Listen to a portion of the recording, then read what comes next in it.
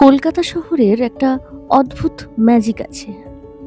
এখানে ট্রামের ঘন্টা, উত্তর কলকাতার গলির মোড়ে চায়ের ঠেক আর বিকেলের গঙ্গার হাওয়া সবকিছুই যেন কোনো না কোনো গল্পের জন্ম দেয়।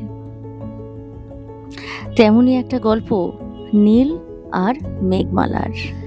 নীল পেশায় ফ্রিল্যান্স ফটোগ্রাফার। ক্যামেরা কাঁধে শহরের অলি-গলি ঘুরে বেড়ানো আর সাধারণ মুহূর্তগুলোকে ফ্রেমে বন্দি করাই তার কাজ। আর মেঘমালা একটা ছোট লাইব্রেরিতে কাজ করে। শান্ত, বইয়ের পাতায় ডুবে থাকা একটা মেয়ে। তাদের প্রথম দেখাটা হয়েছিল কলেজ স্ট্রিটের একটা পুরনো বইয়ের দোকানে। সেদিন আচমকাই বৃষ্টি নেমেছিল। নীল বৃষ্টি ভেজা কলকাতার ছবি তুলতে তুলতে এক ছুটে এসে দাঁড়িয়েছিল সেই দোকানের ছাউনির নিচে। ঠিক তখনই মেঘমালাও ছাতাটা বন্ধ করতে করতে সেখানে এসে দাঁড়ায়। মেঘমালার হাত থেকে একটা বই ছিটকে পড়ে গিয়েছিল ঠিক নীলের পায়ের কাছে। জীবনানন্দ দাশের শ্রেষ্ঠ কবিতা। নীল বইটা তুলে মেঘমালার হাতে দিতে দিতে বলেছিল, এই বৃষ্টিতে জীবনানন্দ কিন্তু দারুণ ম্যাচ করে। মেঘমালা একটু হেসেছিল, ব্যাস ওইটুকুই। কিন্তু ওই এক চিলতে হাসিতেই নীলের ক্যামেরার লেন্স নয়, সরাসরি মনের লেন্সে একটা স্থায়ী ছবি ক্লিক হয়ে গিয়েছিল। এরপর প্রায়ই নীলকে সেই লাইব্রেরির আশেপাশে দেখা যেত। কখনো বই কেনার বাহানায়, কখনো বা শুধু মেঘমালাকে এক ঝলক দেখার জন্য। আস্তে আস্তে আলাপ জমল। বইয়ের পাতা থেকে শুরু করে কফি হাউসের কফি।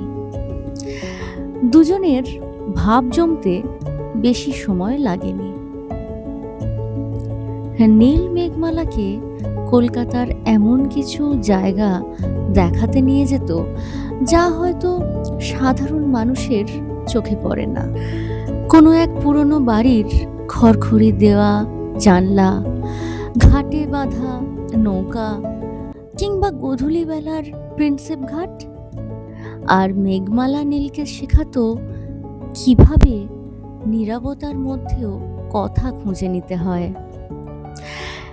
একদিন ভিক্টোরিয়া মেমোরিয়ালের সামনে দাঁড়িয়ে মেঘমালা জিজ্ঞেস করলো, আচ্ছা নীল, তুমি তো কত মানুষেরই ছবি তোলো, তোমার প্রিয় ছবি কোনটা? নীল কিছুক্ষণ মেঘমালার চোখের দিকে তাকিয়ে থেকে তার ক্যামেরাটা বাড়িয়ে দিল। ডিসপ্লেতে ভেসে উঠল একটা ছবি।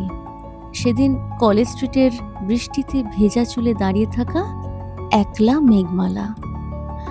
নীল মৃদু গলায় বলল, যে ছবিতে আমার পুরো পৃথিবীটা বন্দি থাকে সেটাই আমার প্রিয়। মেঘমালা সেদিন আর কোনো কথা বলতে পারেনি, শুধু তার গাল দুটো লজ্জায় লাল হয়ে উঠেছিল। ভালোবাসা মানেই তো শুধু মুখে বলা ভালোবাসি নয়।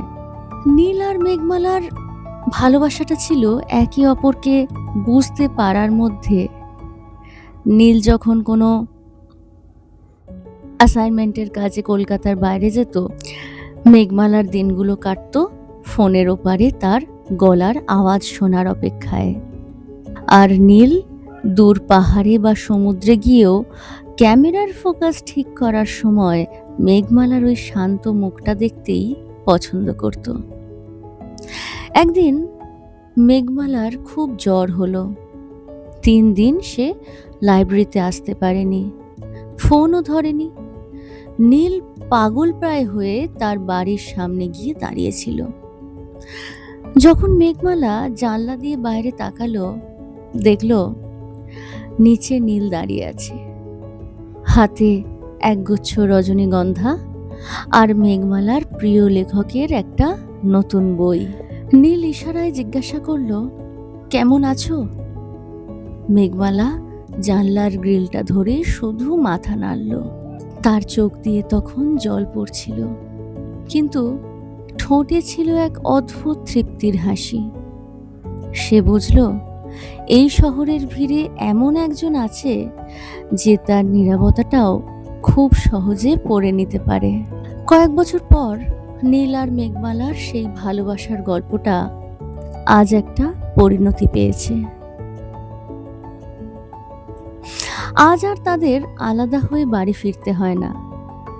এখন কলকাতায় বৃষ্টি নামে। এখনো কলেজ স্ট্রিটের বইয়ের দোকানগুলোয় ভিড় হয়, কিন্তু এখন বৃষ্টির বিকেলে নীল আর মেঘমালা তাদের ছোট্ট বারান্দায় একসঙ্গে বসে এক কাপ চা ভাগ করে নেয়। নীল মেঘমালার চুলে আলতো করে হাত বোলায়, আর মেঘমালা জীবনানন্দের কবিতা পড়ে শোনায়। সুরঞ্জনা, তোমার হৃদয় আজ ঘাস, বাতাসের ওপারে বাতাস।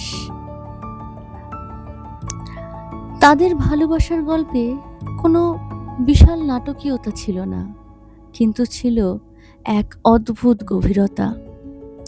ঠিক কলকাতার মতোই পুরনো, কিন্তু চিরকাল নতুন।